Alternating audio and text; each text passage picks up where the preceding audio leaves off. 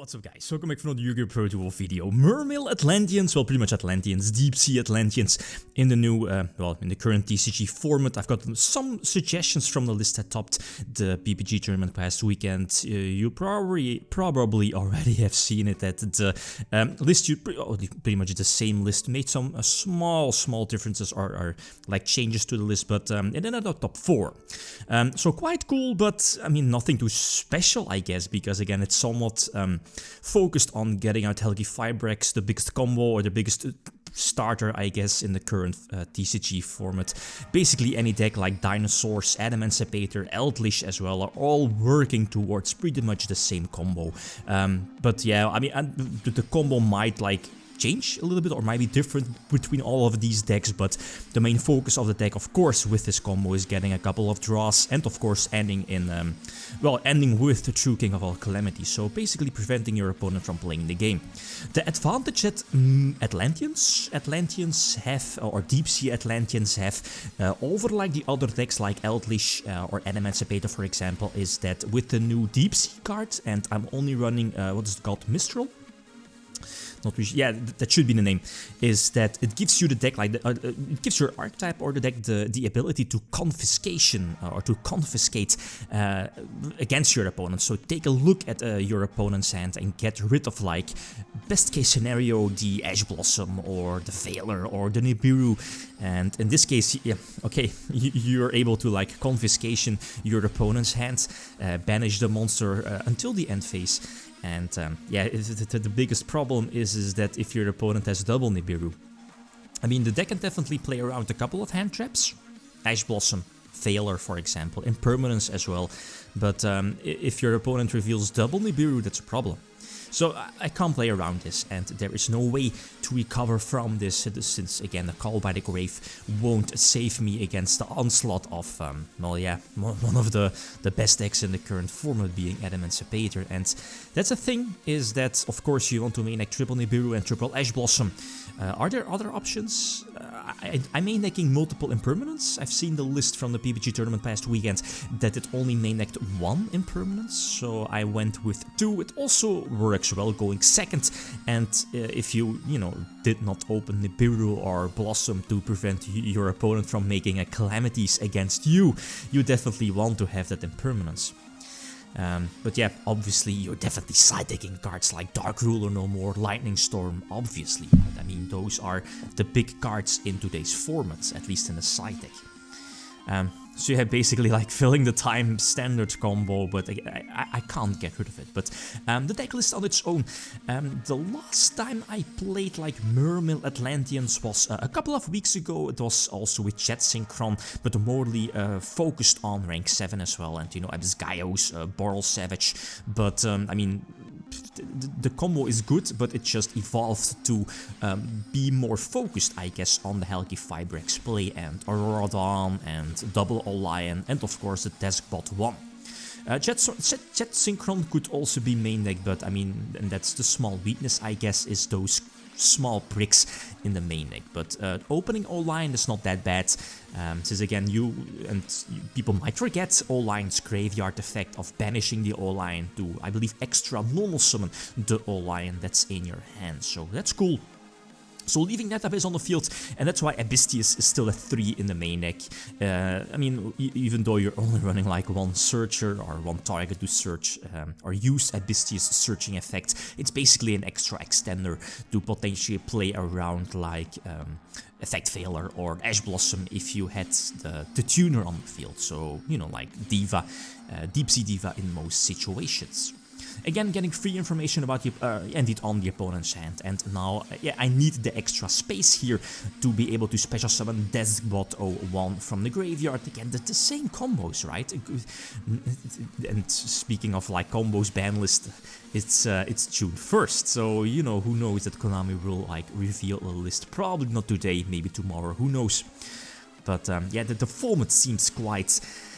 It's turning less and less fun, or am I the only one that feels that way? A lot of decks are just focusing themselves, like their core strategy of getting out Healthy Firebreaks as soon as possible, and then, you know, like some small variations of Marcher, Formula Synchron, but basically all end in the same way of Hyper Librarian into eventually Calamities or multiple draws and negations like Boral Savage, Herald, whatever.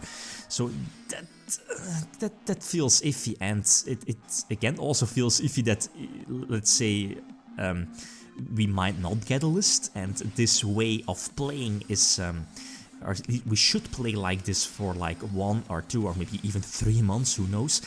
It's going to get really boring. Because again, I mean, you want to have this particular combo because that's Murmels. I mean, in the past as well, Deep Sea Diva, especially because now with Diva at 3, the deck has so many possibilities to work towards this particular combo, and it gives you more draws, multiple draws, ends with Calamities or multiple negations, so why not? Savage as well, if you know your opponent is playing like Lightning Storm, or if it's game number 2, 3, you definitely want to special summon the Boral Savage in defense position, just in case. So a couple of negations, True King of all Calamities. I mean, it's one of the best boss monsters in the game currently, but as I did in my Banlist prediction video, I mean, it's a card that might get banned, might be banned, probably not, because again, why not solve the problem card that's basically at the core of, you know, like the ridiculous combo leading into a Calamities, and that's of course Healthy Firebreaks. But seeing it's not going to happen. Looking at the OCG, yeah, Healthy Firebreaks still at 1. Well, the Nibiru was definitely needed because of Dweller. Dweller is still obvious. I mean, I think Seldom and Greats won the tournament past weekend. And yeah, Dweller is of course a huge threat to this deck. So a card like Impermanence is something that you definitely need. Even though like the current... no, Adamantipator do have the potential Dweller in the extra deck, but Eldritch doesn't. Dinosaurs probably not. They might go for Dolka. Like, yeah, no, probably Dolka. But I'm just like, rank 4 exceeds, but Dweller is definitely a big thing against this deck. But nonetheless, this is definitely an Underdark deck going first. It's consistent, okay, you're running some bricks, but those aren't the worst. Let's say if you open like Despot 01 or 001, you're able to get it on the field with Healthy Firebreak still, so it's not that bad. It's not optimal, but again, it could be, it could have been worse, right? I mean, I know there's like a full hand combo in case of like Atlantean with the Deep Sea Trishula, but you're running like more bricks in the main deck. But this feels just fine as well, getting a couple of draws and ending with True King of all Calamities. So yeah, as I mentioned before, Dinosaurs pretty much incorporating the same combos with Linkross, and this Nibiru probably was a bit too soon.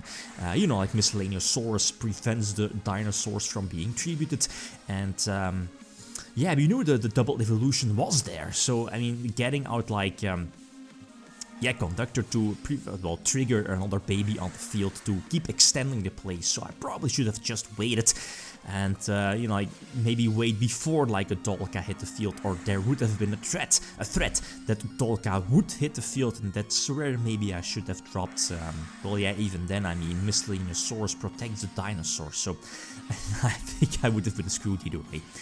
But yeah, that's how it is. That's a format. So Dolka in the extra monster zone, and yeah, that pretty much sums it up, right? So going second against Eldritch, my hand is okay, and this might have been a bit wishful thinking. Prevent the, you know, like Eldritch from getting those beneficial draws, but, you know, like, well knowing that if there is a normal summon of any tuner, that can be any hand trap, Veiler, Blossom, Jet Synchron, which is searchable off of tuning, then I'm going to get blown away by the Healthy Firebreaks play into, well, like multiple draws, or probably here in this case ending with True King of all Calamities as well. So the same combo that's here in this deck, it's... Again, it feels quite unfair, since again now my only out here is to draw Impermanence, and yeah, the field spell is not going to help out, and yeah, this is basically game right. That's the thing I was talking about, and I've seen Banlist prediction videos. Should Nexi come back? I'm not a huge fan of that. Then again, if I would like make a ban list, I would like put like 100 cards on there. But let's keep it like a little bit realistic, right? That's not going to happen. If Konami starts with Helgi Firebricks, that would be like a good start. So Salads again going first with only one normal summon of Prince. Normal summon of Prince is sweet as well. It starts or it gives you the option to again go for your Deep Sea Diva, Confiscation, get rid of your opponent's Nibiru or a card that you know like don't want to let your opponent interrupt your plays, and then search out your level 5 tuner that's able to special summon itself as soon as it's searched off of your Dragoons, and then again the same combo.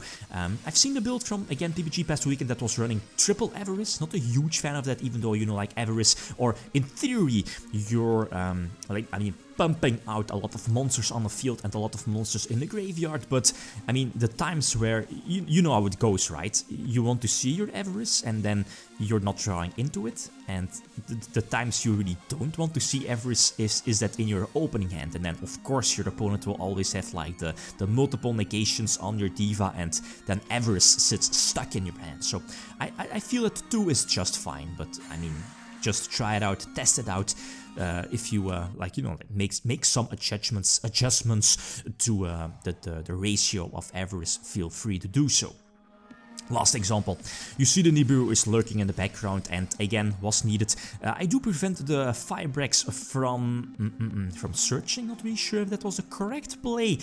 In hindsight, it might have been. I mean, I don't want to give the deck more options, and again, you might want to, you know, like make it use its extra deck. Then again, you're giving the deck more draws, right? So the Ash Blossom was definitely a sweet top deck, prevent the Eltish from being special summoned, and yup, Veiler is forced out on Diva, and we know we're playing against Eldritch. If there is no impermanence set, this should be my duel. So again, Aurora Dawn to the field, and eventually we'll be getting a couple of draws, Ebb Spike in the hand, Nibiru just in case, but yeah, not really sure. I mean, okay, again, getting those 2 draws, and the 3 sets, what are the sets we know? One of them is indeed like the Hero Lives for Eldritch. But yeah, again, Coral Dragon could potentially trigger like a Dragoons in hand, so that's cool. It basically, the combo, Helgi Firebricks combo just goes well with the deck. With Coral Dragon, with like the Crocosaurus, I believe the name is level 9 synchro, the potential, you know, like pluses you get off of that. So Calamity is on the field. I was playing Abyss Megalo, but I don't feel you need to play it anymore. There are some times where you might want to search it out off of Prince, well, Prince Dragoons, or yeah, off of Dragoons to trigger more searches, or maybe an infantry in your hand to get rid of your opponent's floodgate monsters like Conductor, for example, but I'm not really sure. I mean, maybe one Abyss Megalo might be okay, but I eventually dropped it from the main deck, so top decking into Deep Sea Diva, and this should be game. Yeah, indeed should be game. Anyway, so as you saw in like the extra deck, I'm running the Water Charmer, just basically like reborn your opponent's like water from the graveyard to instantly make like Access Code Talker. That's pretty much the only reason why it's in there. So again, like always, feel free to leave suggestions, guys. Thanks for watching. Feel free to leave a comment or like if you enjoyed the video. Lithium signing out. Peace.